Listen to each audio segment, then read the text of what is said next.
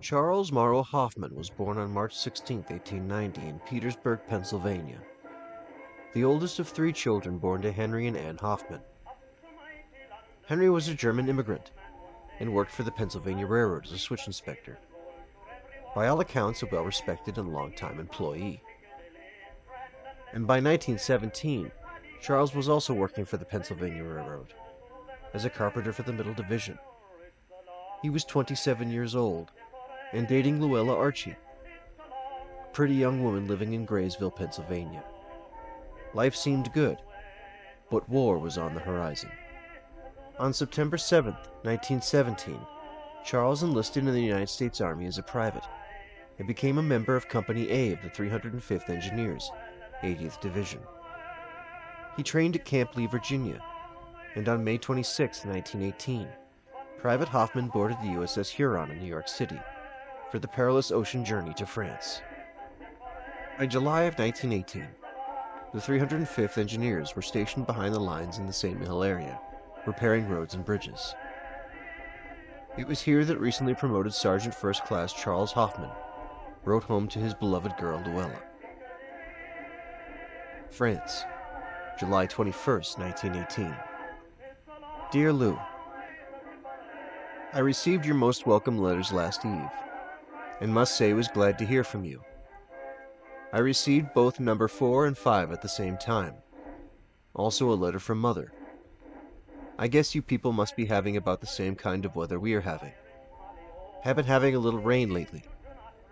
We have made another move, and every time we make a move we get nearer the lines. At the present time about 4 miles back of the lines.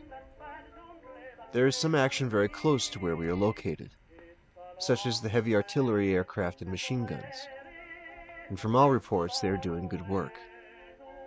We seen the effects of an aircraft gun the other day bringing down a German plane, and it is some sight to see one fall. From all reports our boys that are in the line are doing good work. No doubt but what you people hear and read more of the war than we do. About all we hear about or know is just what happens in the sector in which we are located. Things are very quiet around here today, the quietest it has been since we have been here. The Jerry sends a few shells over once in a while, does but very little damage. No doubt by the time you receive this, you will be thinking of getting ready for school to begin. Hope you like it, and get along well with your schoolwork as usual. We'll close for this time hoping this finds you in the best of health and spirits. Also hoping to hear from you soon again. Give my regards to all, and best wishes. As ever, faithfully yours, Peter. France, August 15th, 1918. Dear Lou, I received your most welcome letters, which you wrote July 15th and 20th, and must say I was more than glad to hear from you. Things are going about as good as could be expected. We are back now in what they call the rear area. For mine, I'd rather be up in the forward area. We will go back up in about a week. Things seem to be rather quiet along the front today, compared to what it was some time ago. You could hardly hear your own ears. Jerry has not been shelling as much as he was. His aeroplanes have been rather active of late. The Allied planes brought down a large German aeroplane the other night. It carried 9 men, had 5 engines, and carried a large amount of bombs. Very handy to where we are camping, there are quite a few of the guns that were taken in the big drive. You may guess about where I am located. In the letter that I received from Misty, she told me the name of the place where her brother landed. So if you happen to see her, you could tell her that I landed at the same place. I had a letter from a young lad that has been over here for 13 months. He says he likes it fine. I guess he is like everybody else. He likes it just because he's here. I am sure the States will hold me if I ever get back in them again. No doubt but what you had a fine time while you were visiting Maud, and I hope she's not made the wrong choice, and so far as her bidding me goodbye, I think I will see her again. At least I hope so. No doubt but what Bill and Polly will be more chummy than ever. We'll close for this time, hoping this finds you in the best of health and spirits, as it leaves me feeling fine. Hope to hear from you soon again. With love, Pete. Give my regards to all.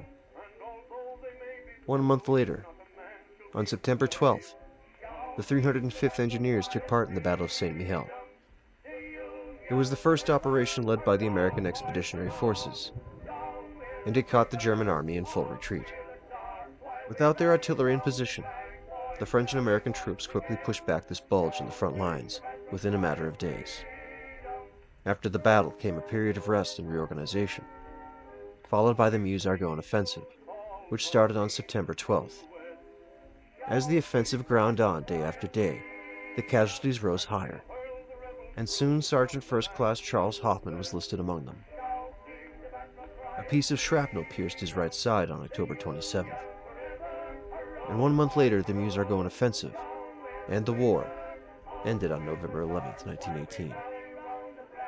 Charles and the rest of the 350th boarded a ferry in Brest Harbor on June 3, 1919, and sailed out to the USS Troy for the trip back to America. In late June they steamed into New York Harbor, docking at Pier 4 to quite a bit of fanfare. They were marched to Fort Dix, New Jersey, and after a short stay, Charles was discharged on July 11, 1919. He returned home to Petersburg, where his job with the Pennsylvania Railroad was waiting for him, and so was Luella Archie. They were married on September 25, 1919, and they settled in Petersburg. Luella gave birth to a son, Harry, in 1921, and a daughter named Mary in 1924. Charles was a charting member of the Cloyd K. Davis American Legion Post, and its first commander. He retired from the railroad in 1955. On December 21, 1966, Luella passed away in Petersburg, and Charles died several years later, on October 13, 1974.